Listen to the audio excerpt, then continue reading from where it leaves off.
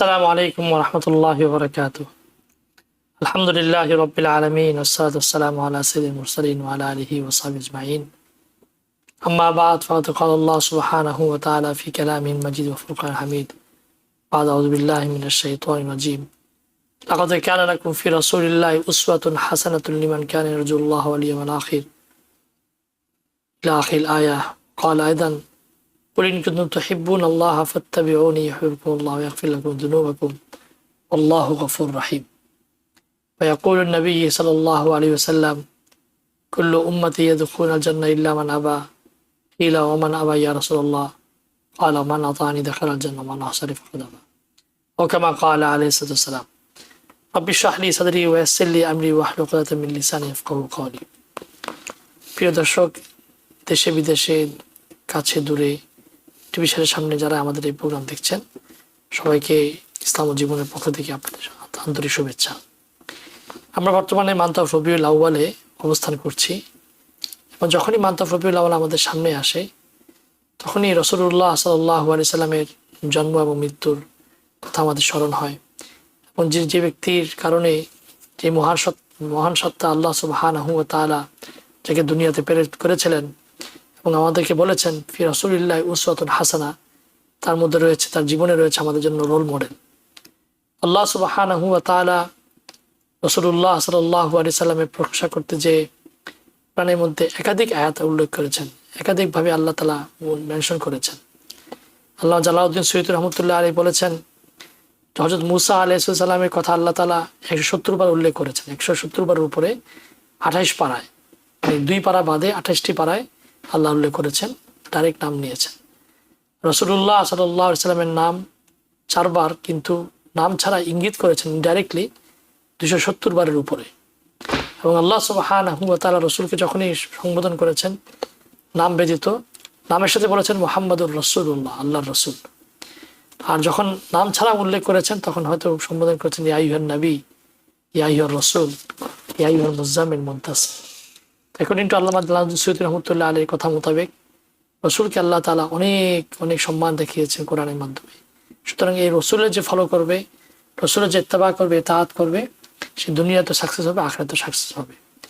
এবং এই মাসটি আমাদের জন্য এরকম একটি গুরুত্বপূর্ণ মাস যে রসুলের সিরাত আমরা যে আলোচনা করি তা আমাদের মধ্যে সেই রসুলের মোহাব্বত, ভালোবাসা আমাদের মধ্যে আসবে। এবং যে রসুলকে ভালোবাসবে, একটি হাদিসের মধ্যে আসছে কোনো ব্যক্তি যদি রসুলকে প্রতি দুরূদ প্রেরণ করে আল্লাহ সুবহানাহু ওয়া তাআলা রসুলের সেই দুরূদের জবাব দেওয়ার জন্য রসুলের সোলকে, আত্মাকে ওনার কাছে ফিরিয়ে নিয়ে আসেন কবরে এবং রসুল সাল্লাল্লাহু আলাইহি ওয়াসাল্লাম তার জবাব দেন। অন্যত্র আসছে মান সাল্লা আলাইহি ওয়াহিদাতান সাল্লাল্লাহু আলাইহি আশারা, যে ব্যক্তি রসুলের প্রতি একবার দুরূদ প্রেরণ করবে আল্লাহ তার প্রতি 10 বার রহমত নাজিল করবেন। দর্শক, চলুন আমরা আমাদের সাথে মাওলানা ফায়কুদ্দিন রয়েছেন, আমরা আমাদের প্রশ্ন পর্ব আলোচনা করবো ইনশাআল্লাহ। সাথে সাথে রসুলের সিরাত নিয়ে কয়েকটি সিরিজ আলোচনা করবো, কয়েকটি এপিসোড আলোচনা হবে। তো আজকে আমি প্রথম মাওলানা ফায়কুদ্দিন সাহেবকে বলবো যে আল্লাহ সুবহানাহু ওয়া তাআলা যে কোরআনের মধ্যে বলেছেন ওয়া ইন্নাকা লাআলা খুলুকিন আযীম ফি উসওয়াতুন হাসানা, যে আমাদের জন্য রোল মডেল। দুনিয়াতে আমরা সাধারণত মানুষকে বিভিন্ন রাজনৈতিকভাবে, অর্থনৈতিক, সামাজিকভাবে একজন ব্যক্তিকে আমরা রোল মডেল হিসেবে মানি। রসুল কোন আদর্শে আমাদের জন্য রোল মডেল? সব ক্ষেত্রে নাকি শুধু নামাজ, রোজা, হজ, জাকাত আর সদকা, জাকাত, ফিতরা এই সমস্ত কারণে নাকি দুনিয়া প্রতি প্রত্যেকটা এক্সপেক্ট অফ লাইফ, প্রতিটি ক্ষেত্রে রসুলকে আমাদের উসওয়া হাসান হিসেবে মানতে হবে? আমাদের দর্শকদের উদ্দেশ্যে মাওলানা ফায়কুদ্দিন আলোচনা করবেন ইনশাআল্লাহ। আপনাকে অসংখ্য ধন্যবাদ। আলহামদুলিল্লাহ ওয়াসসালাতু ওয়াসসালামু আলা রাসূলিল্লাহ ওয়া আলা আলিহি ওয়া আসহাবিহি ওয়া মান ওয়ালা, আম্মা বা'দু ফাআউযু বিল্লাহি মিনাশ শাইতানির রাজীম, বিসমিল্লাহির রহমানির রহিম। ওয়া মা আরসালনাকা ইল্লা কাফাতাল লিন-নাসি বাশীরাও ওয়া নাযীরা ওয়া ইন মিন উম্মাতিন ইল্লা খালা ফীহা নাযীর। সাদাকাল্লাহু মাওলানাল আযীম। ওয়া ক্বালা রাসূলুল্লাহি সাল্লাল্লাহু আলাইহি ওয়াসাল্লাম بعثني ربي رحمة للعالمين بعثت معلما وأوتيت جوامع الكلم قل يا أيها الناس إني رسول الله إليكم جميعا صدق الله مولانا العظيم وصدق رسوله النبي الكريم ونحن على ذلك من الشاهدين والشاكرين পবিত্র কোরআনের যে দুটি আয়াত আমি তেলাওয়াত করেছি, এই দুটি আয়াতে আপনার উত্থিত প্রশ্নের জবাব স্বয়ং আল্লাহ সুবহানাহু ওয়া তাআলা দিয়েছেন। আল্লাহ সুবহানাহু ওয়া তাআলার রুবুবিয়ত, তার খোদায়িত্ব, তার প্রতিপালন, কর্মবিকাশ, তার সৃষ্টি জগতের যত কর্ম আছে সৃষ্টি সংক্রান্ত, এগুলার সমস্ত কিছুর সাথে আল্লাহ পাকের ফয়সালা এবং তার কুদরত মিশে আছে, তার নির্দেশ মিশে আছে। আল্লাহর সৃষ্টি হিসাবে আল্লাহর সাথে এর সম্পর্ক হলো এটা, এরা সৃষ্টি এবং আল্লাহ পাক হচ্ছেন স্রষ্টা।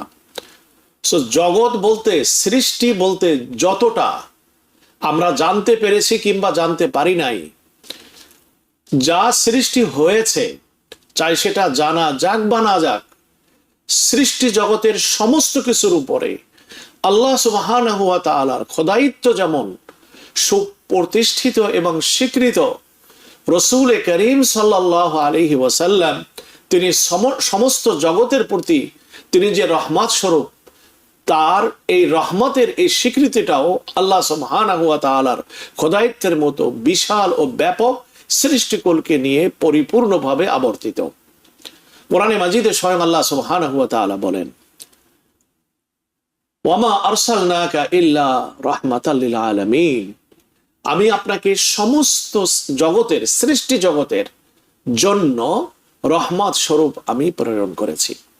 সুতরাং আমরা কোরআনে মাজিদের এই আয়াত এবং আরেকখানি আয়াত যেটি আমি শেষের দিকে পাঠ করেছি, সেখানে আল্লাহ পাক বলেছেন, ওয়ামা আরসালনাকা ইল্লা কাফাতাল লিন্নাস, হে আমার নবী, আপনাকে আমি রসুল হিসাবে, রোল মডেল হিসাবে যথেষ্ট বানিয়ে আপনাকে দুনিয়ায় পাঠিয়েছি। অর্থাৎ আপনার আদর্শের ভিতরে মানবতার সমস্ত কিছুর দিক নির্দেশনা রয়েছে। যদি কেউ সেই দিক নির্দেশনা ফলো করে তাহলে তারা সফল উত্তীর্ণ তারা হতে পারবে, সাফল্য তারা লাভ করবে। তাহলে আল্লাহ সুবহানাহু ওয়া তাআলা সৃষ্টি জগতের উপরে যেমন বলছেন যে আলহামদুলিল্লাহ রব্বিল আলামিন, সমস্ত প্রশংসা আল্লাহর জন্য যিনি সমস্ত জগতের প্রতিপালক। ওই আলামিন শব্দটি প্রিয় নবী সাল্লাল্লাহু আলাইহি সাল্লাম যে রহমত, সেই আয়াতে সূরা আম্বিয়ার শেষে আল্লাহ বলছেন, ওয়ামা আরসালনাকা ইল্লা রাহমাতাল লিল আলামিন, যে সমস্ত সৃষ্টির জন্য আপনাকে রহমত স্বরূপ বানিয়ে পাঠিয়েছি।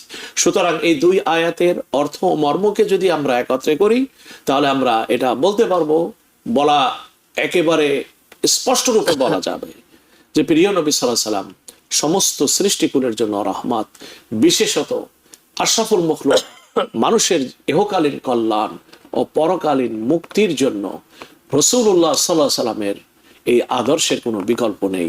কেন? এর কমপক্ষে 4টি মোটা দাগের কারণ, যেটা আমাদের সমস্ত মুসলমানদের জানা দরকার। এর প্রথম নম্বর হচ্ছে এই যে প্রিয় নবী সাল্লাল্লাহু আলাইহি সাল্লামের নবুয়ত, এর যে মর্ম, এটা শুধুমাত্র প্রিয় নবী সাল্লাল্লাহু আলাইহি সাল্লামে নিয়ে এসছেন, আর এটা এই মানবতার জন্য। আর এর পূর্বে প্রিয় নবীর যে মতাদর্শ, প্রিয় নবী সাল্লাল্লাহু আলাইহি সাল্লামের যে নবুয়তের দীক্ষা ও শিক্ষা, এটি প্রিয় নবী সাল্লাল্লাহু আলাইহি সাল্লামের একক প্রবর্তিত নয়, যে আল্লাহ পাক রাসূলুল্লাহ সাল্লাল্লাহু আলাইহি সাল্লামকে এককভাবে দিয়েছেন। প্রিয় নবী সাল্লাল্লাহু আলাইহি সাল্লামের ভিতরে নবুয়তের যে সমস্ত অর্থ, আল্লাহ পাকের যে সমস্ত আকাঙ্ক্ষা নবুয়তের দ্বারা, এটার সমস্ত কিছু পূর্ণাঙ্গভাবে বিকশিত হয়েছে প্রিয় নবী সাল্লাল্লাহু আলাইহি সাল্লামের রিসালাতের ভিতরে।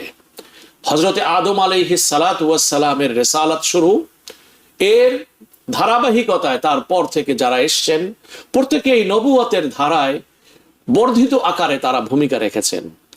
হযরতে শীশ আলাইহিস সালাতু ওয়াস সালাম, হযরতে ইদ্রিস আলাইহিস সালাতু ওয়াস সালাম, নূহ আলাইহিস সালাতু ওয়াস সালাম, এভাবে হযরতে মূসা, ইব্রাহিম ও মূসা আলাইহিস সালাম, ঈসা আলাইহিস সালাম, যারা এসছেন সমস্ত নবীগণ, তারা এসে এসে একটা পর যুক্ত করেছেন নবুয়তের প্রাচীরে। আর প্রিয় নবী সাল্লাল্লাহু আলাইহি সাল্লামের দ্বারা আল্লাহ পাক একটি বিল্ডিংকে কমপ্লিট করে ফেলছেন। এটাকে প্রিয় নবী সাল্লাল্লাহু আলাইহি সাল্লাম স্বয়ং উপমা দিয়েছেন, ইন্নামা মাসালি ও মাসালুল আম্বিয়া, আমি ও পূর্বের নবীদের উপমা হলো এমন যে একটা বিল্ডিং, নবীজি বলেন সেই বিল্ডিং এর সমস্ত কিছু নির্মাণ কাজ শেষ হয়ে গেছে, শুধুমাত্র একটি ইট এখানে স্থাপন করা বাকি। বলে যে একটা ইট যখন স্থাপন করা হয় সেখানে, এরপরে এই বিল্ডিংটা পরিপূর্ণভাবে পরিপূর্ণ হয়ে যায়, নির্মাণ কাজ শেষ হয়ে যায়। বলে যে আমি রসুল মুহাম্মদুর রাসূলুল্লাহ সাল্লাল্লাহু আলাইহি ওয়াসাল্লাম, আমি হলাম নবুয়তের প্রাচীরের ওই সর্বশেষ ইটখানি হলাম আমি। অর্থাৎ রাসূলুল্লাহ সাল্লাল্লাহু আলাইহি ওয়াসাল্লামের নবুয়ত, যেটা সমস্ত নবীর ধারাবাহিকতার চূড়ান্ত পরিসমাপ্তকারী হলেন মুহাম্মদুর রাসূলুল্লাহ সাল্লাল্লাহু আলাইহি ওয়াসাল্লামের রিসালাত। ফলশ্রুতিতে আমরা এই কথা বলতে পারি যে প্রিয় নবী সাল্লাল্লাহু আলাইহি ওয়াসাল্লামের রিসালাত অনুসরণ মানেই হচ্ছে সমস্ত নবীদের আদর্শের বাস্তবায়ন। অর্থাৎ প্রিয় নবী সাল্লাল্লাহু আলাইহি ওয়াসাল্লামের ভিতরে যেহেতু সমাবেশ ঘটেছে সমস্ত নবীদের নবুয়তের শিক্ষার, সুতরাং সেই নবীর জীবন আদর্শকে যদি কেউ পালন করে, সে সমস্ত নবীদের জীবন আদর্শকে সে পালন করবে। এটা হচ্ছে 1 নম্বর। 2 নম্বর হচ্ছে এই প্রিয় নবী সাল্লাল্লাহু আলাইহি ওয়াসাল্লাম মানব জীবনের যে সমস্ত রহস্যের কথা বলেছেন, মানব মুক্তির জন্য যে কথাগুলো বলেছেন, তিনি যে দীক্ষা তিনি দিয়ে গেছেন, যে সমস্ত শিক্ষার বাণী তিনি দিয়ে গেছেন, যে আদর্শের তিনি বাস্তবায়ন করে গেছেন নিজে এবং খোলাফায়ে রাশেদার মাধ্যমে, সেই শিক্ষা ও সেই দীক্ষা এটা কালোত্তীর্ণ। যুগের পরিবর্তনে মানুষ কত ধরনের মতবাদ, কত ধরনের আদর্শ, কত ব্যক্তিকেন্দ্রিক জীবন আচার মানুষ তার নিজের ভিতরে প্রতিষ্ঠিত করার চেষ্টা করছে। কিছুদিন পরে তার ডিমান্ড, তার চাহিদা শেষ হয়ে গেছে। আর যুগের পরিবর্তনের দ্বারা আর ওই পূর্বের সেই আদর্শকে নিয়ে সামনে চলার মতো গর্বিত মানুষ এখন আর পাওয়া যায় না। একটা কালের গর্ভে এটা হারিয়ে গেছে। ইতিপূর্বে ইতিহাসের যারা দেখেন, জরথস্ট্র, যেমন আরো গৌতম বুদ্ধ, এই সমস্ত বড় বড় যারা মনীষী, যারা স্বীকৃত ব্যক্তি, তাদের যে আনিত জীবন বিধান মানবজাতার জীবনের সাথে কতটা সামঞ্জস্যপূর্ণ, কতটা দীক্ষা দেয় আমাদেরকে বাস্তব জীবন কেন্দ্রিক, পাওয়া যাবে না। কারণ হলো এই যে সাধারণত মানুষের ভিতরে যে সমস্ত তার স্বভাবগত যে সমস্ত চাহিদা, সেটাকে লক্ষ্য রেখে তার যে সুষ্ঠু সমাধান দিয়ে গেছেন, এটা হযরতে রাসূল করিম সাল্লাল্লাহু আলাইহি সাল্লাম দিয়ে গেছেন। এটা অন্য কোনো দার্শনিক, ধর্মবেত্তা তারা কেউ মানব জীবনের জন্য এমন কোনো আদর্শ রেখে যান নাই যেটা কালোত্তীর্ণ, যেটা সার্বজনীন, সর্বকালে, সর্বযুগে, সর্বাবস্থায় পালনযোগ্য। আমরা অনেক সময় অনেক ধর্মের বিভিন্ন মানুষের কথা বলে, দেখুন যে একাধিক বিবাহের ব্যাপারে কথা বলে, যে রাসূলুল্লাহ সাল্লাল্লাহু আলাইহি সাল্লাম বিবাহ করেছেন, একাধিক বিবাহ, তারপরে অল্প বয়সের কুমারী মেয়েকে বিবাহ করেছেন। অথচ এই যে কথাগুলো বলছেন, এই কথাগুলোর তারা পিছনে যে কথা সেগুলো না এনে খণ্ডিতভাবে মানুষকে বিভ্রান্ত করার জন্য কথা বলছেন। অথচ ওই মানুষগুলো তারা যে মতাদর্শ পালন করে, তাদের যে ধর্মাবতার, একজন ধর্মাবতারের তাদের ধর্মগ্রন্থে লেখা আছে 16,926 জন তাদের স্ত্রী ছিল। আজকে যদি তার আদর্শকে কেউ ফলো করতে চায়, তাহলে এটাকে সম্ভবপর যে ধর্মাবতার তার নিজের সাথে, তার নিজের মায়ের সাথে যে পরবর্তীতে বিবাহ করার আদর্শ স্থাপন করে গেছে, নীতি রেখে গেছে, ওই ধর্মাবতারের যারা অনুসারী, তারা কি সেই আদর্শকে পালন করতে পারবে? কশ্চিনকালেও না। এটা আজকের যুগে সর্ব মানুষের কাছে, চাই সে মুসলিম হোক বা না হোক, এটা গর্হিত, নিন্দনীয়, বর্জনীয়, অপন্থেয়, অশ্রাব্য এবং সভ্য সমাজে আলোচনা হওয়ার উপযোগিতা রাখে না। তাহলে প্রিয় নবী সাল্লাল্লাহু আলাইহি সাল্লামের আনিত জীবনে যে সমস্ত মানব কেন্দ্রিক যে সমস্ত আদর্শের সমাধান তিনি দিয়ে গেছেন, এই সমস্ত আদর্শের সমাধান পৃথিবীর কোনো মানুষ দেয়নি পূর্ণাঙ্গভাবে, যেটা যুগ যুগান্তরে একের পর এক চলছে। প্রিয় নবী সাল্লাল্লাহু আলাইহি ওয়াসাল্লামের জীবনীতে আমরা এই সার্বজনীনতা এবং মানব জীবনের জন্য সর্বাবস্থায় মানুষ এটার উপরে নির্ভরশীল, মানব সভ্যতা এই চাহিদা থেকে মুক্ত নয় কখনো, সেটা রাসূলুল্লাহ সাল্লাল্লাহু আলাইহি সাল্লাম তার কর্মনীতির ভিতরে পূর্ণাঙ্গভাবে বাস্তবায়ন করে দেখিয়েছেন। তো আমি দুটি এটা রাসূলুল্লাহ সাল্লাল্লাহু আলাইহি সাল্লামের বিষয় বললাম, ইনশাআল্লাহ সামনে বাকি দুটি নিয়ে ধন্যবাদ মাওলানা ফাকিউদ্দিন। আমাদের একজন দর্শক অনেক অপেক্ষা করছেন। প্রিয় দর্শক যিনি লাইনে আছেন, প্রশ্ন বলুন। আসসালামু আলাইকুম। ওয়ালাইকুম আসসালাম ওয়া রাহমাতুল্লাহি ওয়া বারাকাতুহু। প্রশ্ন করতে হবে? জি করুন। আচ্ছা, আমার প্রশ্ন হলো যে আমরা এই যে বাড়িঘর কিনি, তো লোন নিয়ে তো কিনতে হয়, সেটা তো সুদ আছে। জি আবার যদি টাকা বেশি তোমাদের চলে যায়, তাহলে সেখানে আবার আইআরএস থেকে ধরে। তাই এখন যদি লোন সুদ থাকা সত্ত্বেও হজ করা বা উমরা করা যাবে কিনা এবং সেটা যায় কিনা, মানে এই শুধু বাড়িঘর কেনা সুদের সাথে তো হজ সম্পর্ক কি আছে জানি না, তো বুঝে মানে একটু শুনতে চাই। জি, আপনি একই প্রশ্নের ভিতরে দুটি কোশ্চেন করেছেন। তো প্রিয় দর্শক, এক নম্বর হলো এই যে এখনকার এখানে সুদ ভিত্তিক মানে অর্থনীতি যেহেতু এখানে প্রতিষ্ঠিত সারা পৃথিবীতে, সুতরাং এখানে আপনি সুদ ছাড়া বাড়ি ক্রয় করতে পারবেন না। কার যদি বাড়ি ক্রয় করতে চান তাহলে আইআরএস ধরবে। আপনার যদি নিজস্ব ইনকাম থাকে, প্রতি বছরে যদি আপনি ইনকাম ট্যাক্স আপনি দিয়ে থাকেন, আর সেই টাকা জমায়ে জমায়ে যদি আপনি বাড়ি কিনেন, আমি মনে করি আইআরএস তখন আপনার এই টাকার উপরে আপনি যে বলছেন ধরবে, এই ধরার ভিতরে আপনি পড়বেন না, যেহেতু আপনি ট্যাক্স দিয়ে আসছেন। যেহেতু আপনি এটা ট্যাক্স দিয়ে আসছেন, এটা মনে রাখবেন। এক নম্বর। দুই হলো এইটা, যেটার ব্যাপারে আপনারা যারা মনে করেন ইসের সাথে সিপিএ যারা আছে তাদের সাথে কথা বললে আপনারা এটার পথ আপনারা পেয়ে যাবেন। প্রশ্ন হলো এই যে আমেরিকাতে শুধু সুদ ভিত্তিকে যে বাড়ি ক্রয় করা হয়, ব্যাপারটি ঠিক নয়। আমরা আমাদের চাহিদাকে এক জায়গায় নিবদ্ধ করে ফেলছি, সীমাবদ্ধ করে ফেলছি যে আমার এই এলাকায় বাড়ি কিনতে হবে। এই যে মনোবৃত্তি, এই মনোবৃত্তি আমাকে বাধ্য করছে ইন্টারেস্টের সাথে ইনভলভ হতে। আমার মনে করুন $1,00,000 আছে, আমার যদি বাড়ি কেনাটা এত বেশি একান্ত প্রয়োজন হয়, তাহলে ওই $1,00,000 বাড়ি যেখানে কেনা যায় সেখানে যেয়ে বাড়ি ক্রয় করা। নিউ ইয়র্কের ভিতরে কি $1,00,000 বাড়ি কেনা যায় না? অবশ্যই যায়। আমরা যদি শহর থেকে শহরের বাইরে যাই, $1,00,000 বাড়ি কেনা যায়। কিন্তু আমাদের আগেই বলেছি যে আমরা ডিসাইড করে ফেলি, মেন্টালি আমরা করে ফেলছি, ওরা জানি কি বলে, ইটস সেটেলড অলরেডি, যে আমরা শহরের ভিতরে বাড়ি কিনবো, $10,00,000 বাড়ি কিনবো, 20% 30% ডাউন পেমেন্ট দিয়া ইন্টারেস্টের মাধ্যমে বাড়ি কিনবো। এই যে সেট আপ মাইন্ড, এই সেট আপ মাইন্ড থেকে আমাদেরকে বেরিয়ে আসতে হবে। এটা হচ্ছে এক নম্বর প্রশ্নের উত্তর। আপনার যদি পয়সা না থাকে, আপনি মনে করেন সিটির বাইরে আমি যেতে পারছি না অন্য যৌক্তিক কারণে, তাহলে আপনি অ্যাপার্টমেন্ট কিনেন। আপনার যে অর্থ দিয়ে আপনি অ্যাপার্টমেন্ট কিনতে পারেন এভাবে, অথবা আপনি যৌথভাবে বাড়ি কেনার চেষ্টা করুন আত্মীয় স্বজন সহকারে, যেখানে 2 ফ্যামিলি হাউস আপনি কিনবেন, দুজনের অর্থকে একাত্রে মিলে আপনি বাড়ি ক্রয় করবেন। এখন প্রশ্ন হলো এইটি, যেটি আপনি দ্বিতীয় কোশ্চেন আপনার, যে এই যে সুদের ভিত্তিতে যে টাকা হলো, এটার উপরে আমি হজ ওমরা করলে হবে কিনা। দেখুন, হারাম ওয়েতে যদি অর্থ ইনকাম থাকে, সেটার আলাদা হিসাব আল্লাহ পাকের কাছে দিতে হবে।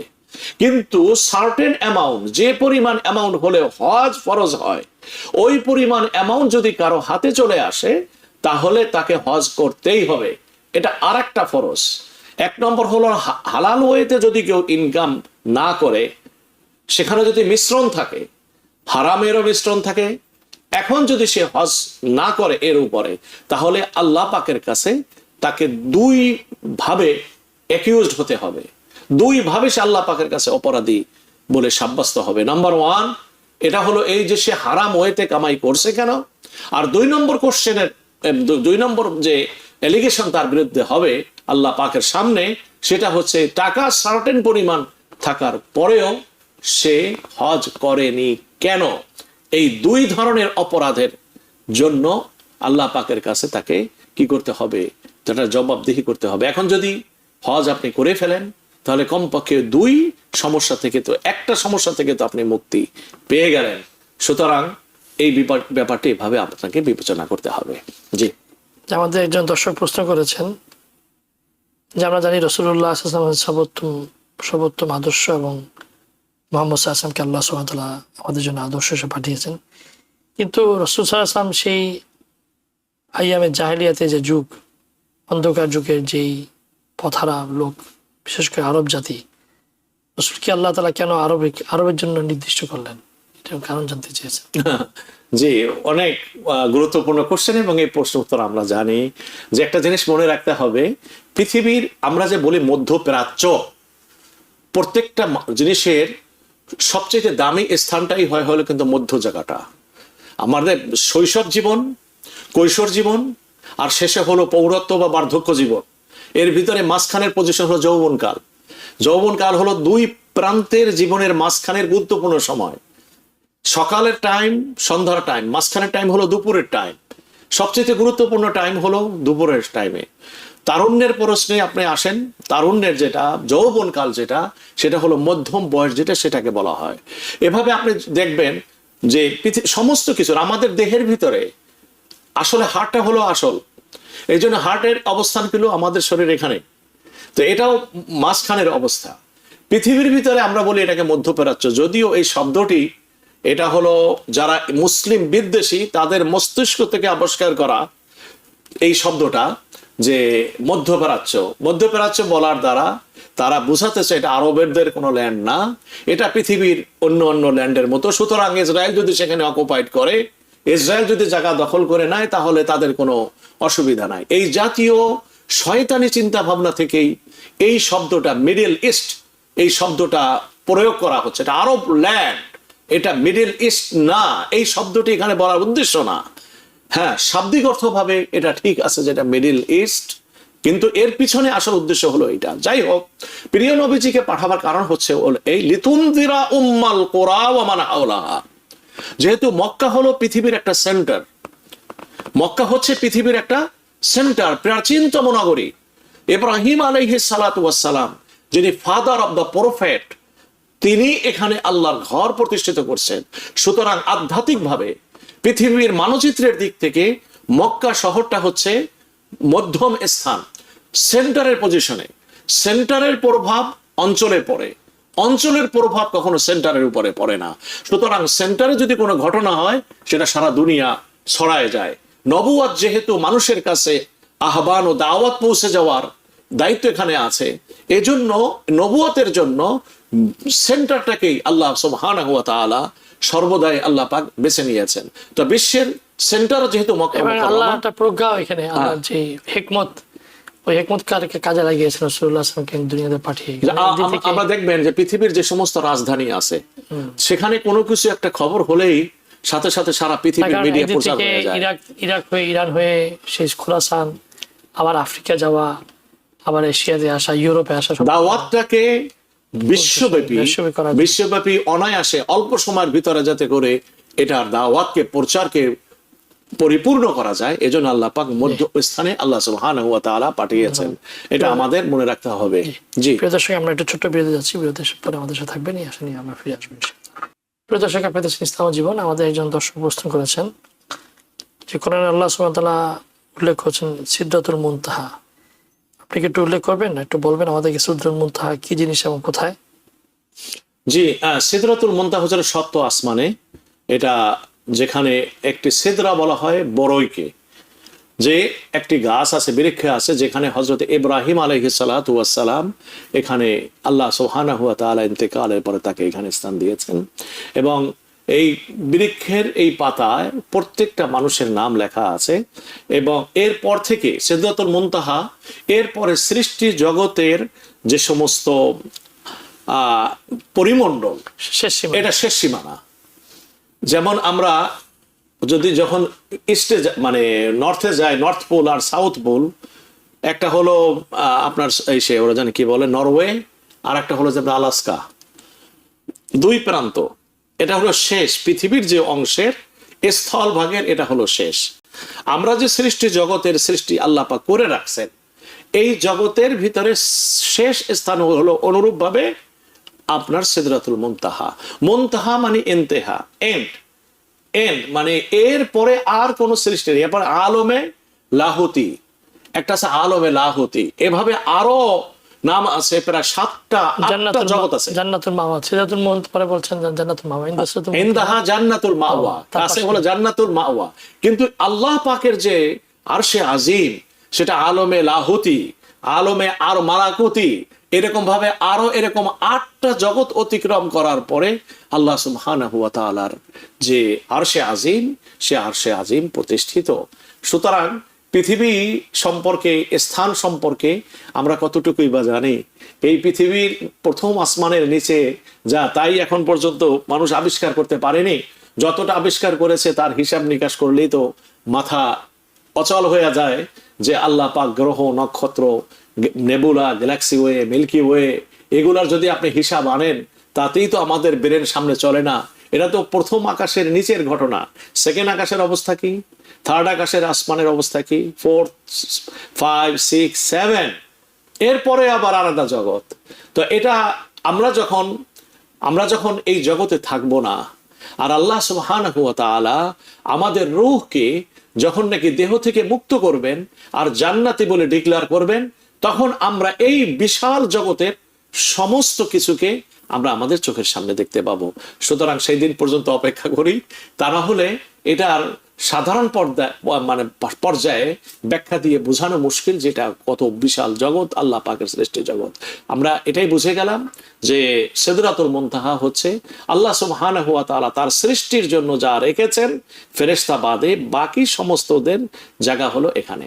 জি, আমাদের এক দর্শক প্রশ্ন করেছেন যে আজকের বিশ্বে মনোযোগ ভঙ্গের পরিমাণ এত বেশি যে মনকে এক জায়গায় স্থির রাখা যেন যুদ্ধের সমান। স্মার্টফোন, ল্যাপটপ, বিজ্ঞাপন, সোশ্যাল মিডিয়া, সব দিক থেকে আসা তথ্যের স্রোত, শব্দ, ছবি, ভিডিওর ভিড়ে আমরা প্রায় হারিয়ে যাই। এই পরিস্থিতিতে কীভাবে আমরা ইবাদতে মনোযোগ ধরে রাখবো এবং কীভাবে মনোসংযোগ ও মনস্থির ক্ষমতা বাড়াবো, এই সম্পর্কে কিছু বলবেন?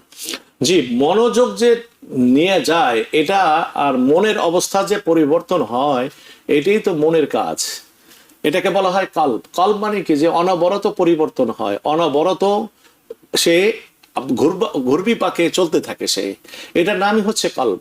আর এই কল্বের ভিতরে সবচেয়ে বেশি স্থিতি যদি আনে কোনো কিছু, সেটি হচ্ছে আল্লাহ সুবহানাহু ওয়া তাআলার জিকির।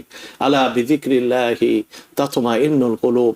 এই জিকিরের অর্থ শুধু মুখে সুবহানাল্লাহ আলহামদুলিল্লাহ বলার না, আল্লাহ সুবহানাহু ওয়া তাআলার বরত্বকে মনে স্থান দিয়ে আল্লাহ পাকের যে শব্দটি উচ্চারণ করছি, এর ভিতরে গুণগত কি জিনিস আল্লাহ পাক রেখেছেন, এই গুণের অধিকারী আল্লাহ সুবহানাহু ওয়া তাআলা, যার স্বীকৃতি আমি জবান থেকে দিচ্ছি, সেটা আমাকে বুঝে আল্লাহ পাকের এই নামটি উচ্চারণ করলে আমার মনের ভিতরে এক ধরনের স্থিতি তৈরি হবে, স্থিরতা তৈরি হবে।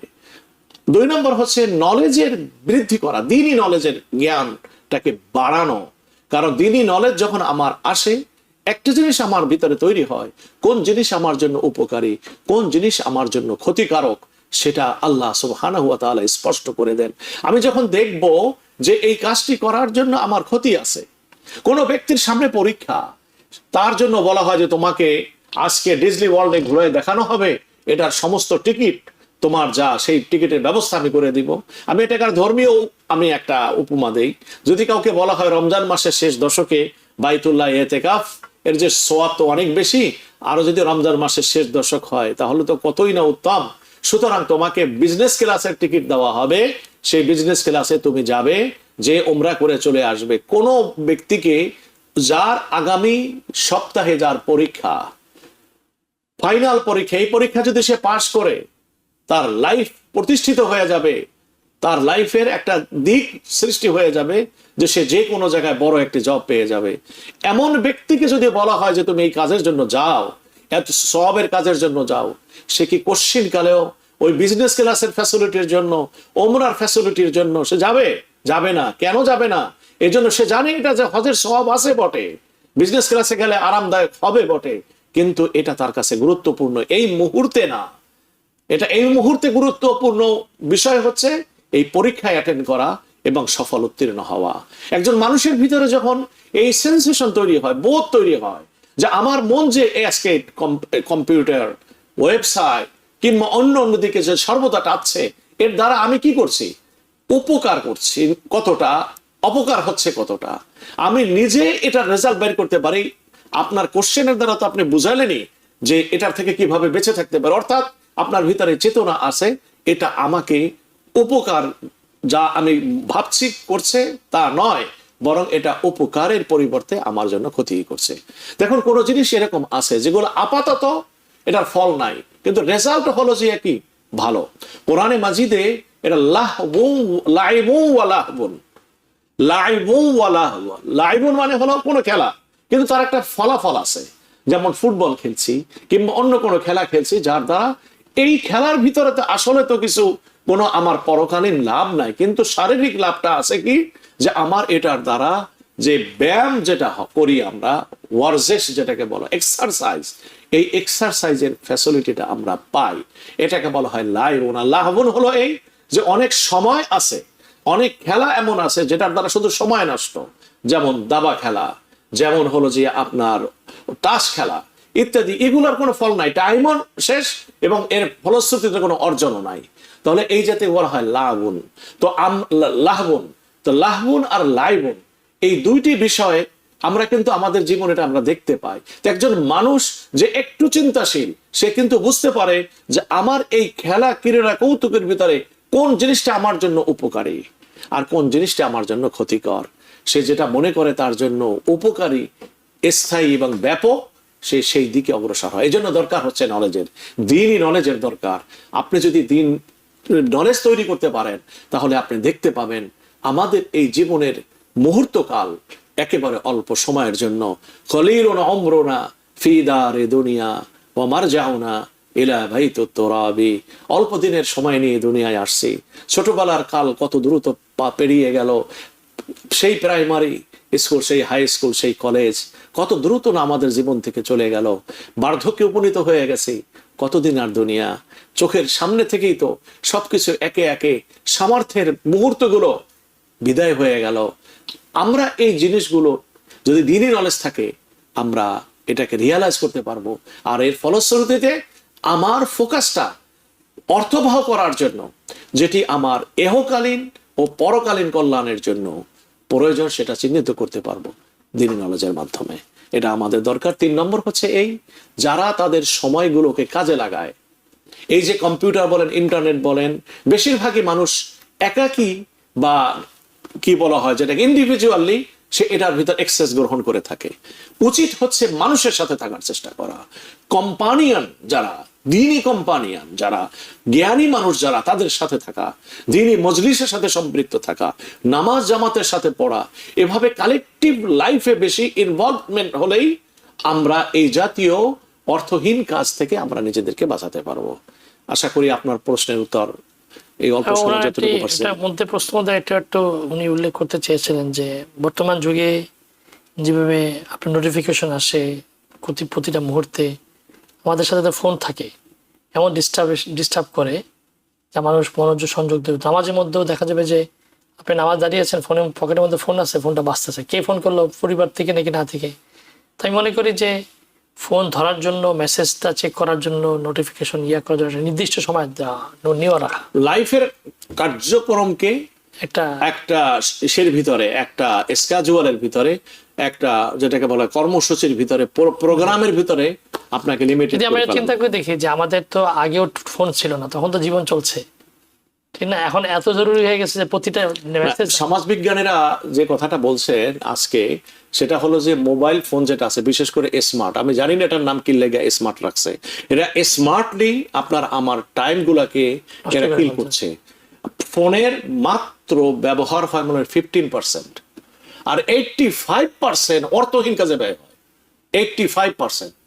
সুতরাং এগুলো যখন আমরা রিয়ালাইজ করবো, এগুলোর থেকে আমাদের, আপনি একটু খেয়াল করবেন যে পোপ যিনি মারা গেলেন, ফ্রান্সিস, তিনি যখন বাংলাদেশে গেলেন, বাংলাদেশে যে সমস্ত বাচ্চাদেরকে বা অ্যাডভাইস করে আসছিলেন যাতে মোবাইল ফোন যাতে কম ব্যবহার করে, তো উনি ইতালি থেকে গেলেন, এত বড় একজন ধর্মীয় গুরু, তিনি যে বললেন যে তোমরা মোবাইল ফোন কম ব্যবহার করবা। তার মানে উনিও বুঝতে পারছিলেন যে পৃথিবীতে এই আধুনিকতার যে ক্ষতিকারক যে বিষয়টা হলো, সেটা হলো অসম ব্যবহার, অর্থহীন কাজে ব্যবহার। আমরা যদি এটাকে আর একটু ভিন্ন মাত্রায় বিশ্লেষণ করি, তাহলে বলতে পারবো এটা সবকিছু তো আমার জীবনের সাথে সম্পৃক্ত, জীবনের টাইমিং এর সাথে। আমি যদি এই মোবাইল ফোনের যে ব্যবহার 15% ব্যবহার হয় সাধারণত এটার প্রয়োজনীয় কাজ, আর 85% নিষ্প্রয়োজনীয় কাজে কি হচ্ছে, ব্যবহার হচ্ছে। কিন্তু এই যে ব্যবহারটা নিষ্প্রয়োজনীয় কাজে হলো, কোন সময়টা নিচ্ছে? আমার জীবনের গুরুত্বপূর্ণ সময় নিয়ে নিচ্ছে, যে ক্ষেত্রে একবার সুবহানাল্লাহ বললে আল্লাহ পাক আসমান আর জমিনের ভিতরের শূন্য স্থান সওয়াব দ্বারা পরিপূর্ণ করে দেন। সেই সময়টুকু আমার নিয়ে নিচ্ছে, যে সময়টুকু আমি আমার বাপ মার খেদমতে কাটাতে পারতাম সেই সময়টুকু নিয়ে নিচ্ছে, যে সময়টুকু আমি আল্লাহর ইবাদতে কাটাতে পারতাম সেই সময়টুকু নিয়ে নিচ্ছে, যে সময়টুকু আমি মসজিদে যে নামাজ পড়তে পারতাম সেই সময়টুকু নিয়ে নিচ্ছে। এভাবে দেখবেন অনেক মানুষ তো এমন আছে যে তার বাথরুমের প্রয়োজন তৎসত্ত্বেও বলে যে না, এটা যেটা কাজ করছে কাজটা শেষ করে তারপরে যে বাথরুমে ব্যবহার করবো, অর্থাৎ নিজের উপর এটার দ্বারা জুলুম করছে। সামগ্রিকভাবে জীবনকে করছি বঞ্চিত মহাপ্রাপ্তি থেকে। সুতরাং এগুলাকে রিয়ালাইজ করা, রিয়ালাইজ আসবে হলো পত্রিকা পড়েছি যে আমি নিউ ইয়র্কের যে গভর্নর সে ওইটা ঘোষণা করেছে এই বছর থেকে কোনো স্কুল কলেজে, সরকারি কোনো স্কুল কলেজ প্রাইমারি, সেখানে কেউ কোনো মোবাইল এবং ডিভাইস ব্যবহার করতে পারবে না। তারাও রিয়েলাইজ করতে পারতেছে, যদিও তারা এটা ছাড়া চলে না, কিন্তু এটা একটা ক্ষতিকারক আমার মনে হয় আমাদের প্রিয় দর্শক যিনি প্রশ্ন করেছেন, আমাদের সময়কে যেটা উনি বলেছিলেন যে অত্যন্ত মহাপ্রাপ্তির জন্য আমরা আমাদের সময়কে নষ্ট করছি, আমাদের ছেলেমেয়েরা আমাদের এবং যারা বয়স্ক আল্লাহওয়ালা মানুষ তারা নামে তারাও ওই ফোনটা নিয়ে বসে আছে। না, এখানে আরো কিছু আছে ব্যাপার। এই যে দেখুন ক্রীড়া খেলা যেগুলো যারা খেলছে তারা তো শারীরিক ভাবে তারা কি হচ্ছে, বেনিফিটেড হচ্ছে, এক্সারসাইজ হচ্ছে, পয়সা পাচ্ছে, কিন্তু যারা দেখছে তাদের কি অবস্থা? টেস্ট খেলা 2 দিন 3 দিন, তারপরে টেস্টই শেষ হয় না। এটার নাম কোন আল্লাহর দুশ্মনে দিছে আমি জানি না, যে 3 দিন খেলতেছে তারপরে তার টেস্ট শেষ হয় না, টেস্ট খেলা চলতেছে। তো যারা খেলছে তারা তো আপনি বললাম তাদের সুবিধা, শারীরিক ভাবে তারা ফিটনেস হচ্ছে, ফেম হচ্ছে, মানি মেক করতেছে, সবকিছু করছে, কিন্তু যারা দেখছে তাদের সাময়িক কিছু উত্তেজনা বলে না, এটার পিছনে অনেক নেগেটিভ কাজ থেকে বিরত রাখা যায়। কথা ঠিক, যে সময় দেখে নেগেটিভ ওই সময়, কিন্তু এর পরে যে সময়টা যখন আসে সেটা আগে যেতটুকু করতো তার চেয়ে তারও 3 গুণ বেশি এই সমস্ত মানুষ কারাপশন বেশি করে।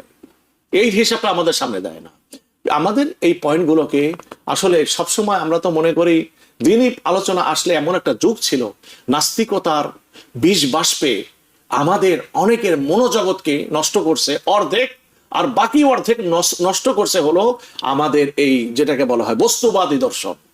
এই বস্তুবাদী দর্শনের চিন্তাগুলো ইউনিভার্সিটি লেভেলে এত বেশি পড়ানো হচ্ছে যে এর বাইরে আলাদাও যে কোনো দর্শন আছে এটার গুরুত্ব তারা দেয় না, যে কারণে আজকে আধুনিক এই যুগের ভিতরে মুসলমানের সমাজের বহুল অংশ তারা যারা শিক্ষায় দীক্ষায় উপরে অবস্থান করেন তারা আসলে জীবনের আসল দর্শন থেকে তারা কি বঞ্চিত হয়ে যাচ্ছে।